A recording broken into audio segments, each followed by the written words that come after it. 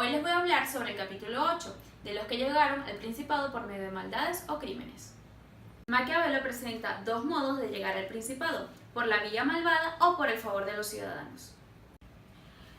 En cuanto al primer modo se presentan dos ejemplos, que veremos a continuación. Hablaremos del siciliano Agatocles, que fue hijo de un alfarero, fue militar de profesión y que con gran vigor, ánimo y fuerza física llegó a ascender hasta el rango de pretor, magistrado romano. Desde esa posición logra hacerse con el puesto de príncipe y lo retiene con violencia. Apoyado por el general cartaginés Amílcar, reúne a todo el senado de Siracusa, puesto que logró empuñar y usa a todo su ejército para ejecutarlos junto con al igual que a los ciudadanos de mayor poder adquisitivo y que hicieron acto de presencia en ese momento. Estas acciones le permitieron conservar el principado sin guerra civil y sin gloria.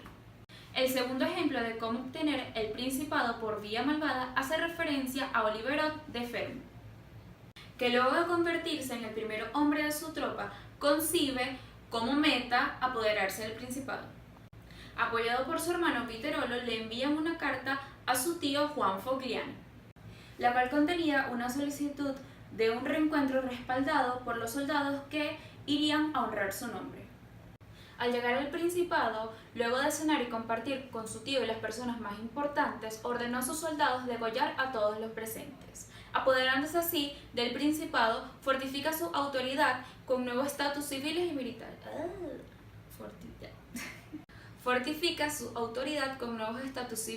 militares.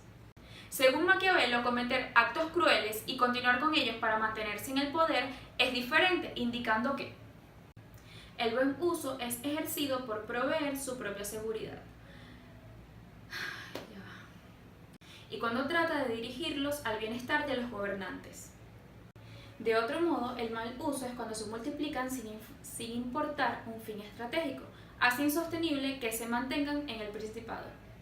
De la misma manera, demostrar incapacidad de ejercer acto de crueldad hace que los gobernados se sientan inseguros con el príncipe. Ahora hablaremos del capítulo 17, que dice, de la severidad y clemencia y si vale ser más amado que temido. Es mejor ser tenido como clemente que por cruel. Sin embargo, hay que tener cuidado con la clemencia. Por ejemplo, el buen uso de la crueldad por César Borgia hizo fiel, unificada y sólida a Romaña, haciendo que su unión paz y vuelta a la fe. Por lo que él considera que un príncipe no debe preocuparse que lo acusen de cruel. A este punto sale a relucir una frase de Virgilio, poeta romano. Res dura el regni novitus metaglia comuni, moliri el late fines custode tuel, que significa: la dura situación del reino me obliga a actuar de esa manera y a asegurar las fronteras con guardias en todos lados. Lo interesante de este capítulo también es ver cómo Maquiavelo nos dice que el príncipe debe tener crueldad, pero debe ser una crueldad que no se aleje de la humanidad, es decir, esa capacidad que tienen las personas de sentir empatía, de sentir comprensión y de sentir afecto por las demás personas.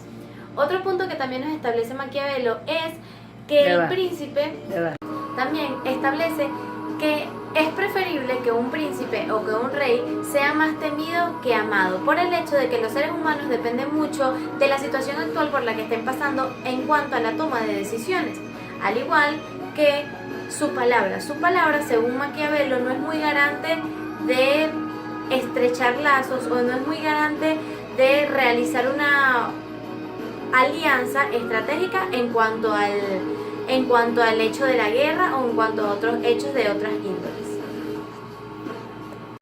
Un ejemplo claro acerca de esta teoría, acerca de ser más odiado que amado, es la de Aníbal. Aníbal era un general cartaginés que logró unir a muchas personas de diferentes idiomas para crear un gran ejército solamente y utilizando su inhumanidad. Caso contrario a Escipión, que Escipión era un militar y político romano que por su exceso de indulgencias o por su exceso de clemencia logró perder el apoyo de sus gobernados, y no fue muy reconocido a pesar de que logró construir y que logró realizar obras importantes. Libro. Okay. El capítulo 21 del libro nos establece las características que debe tener un príncipe para llegar a querer algunas concesiones. Este nos dice que el príncipe debe dejar la crueldad a un lado para obtener o para lograr ser amado. Esto también parte de la teoría de que si una persona, o si en este caso el príncipe, quiere llegar y debería de aspirar a tener grandes empresas, también tiene que tomar en cuenta las acciones maravillosas o las acciones o los pasos a seguir que debe de realizar para poder lograr sus objetivos.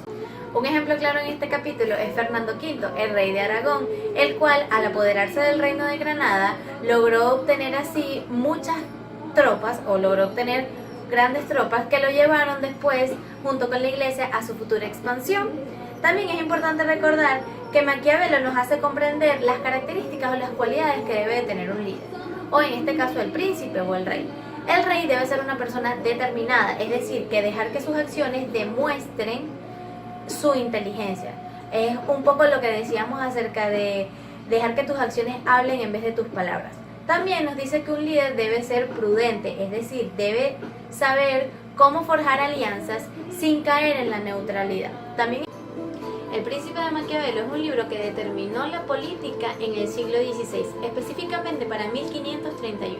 Es importante recordar que cuando Maquiavelo decide realizar este libro se encontraba confinado en una comunidad de Italia. Todo esto debido a que se encontraron supuestas pruebas que lo vinculaban con la traición hacia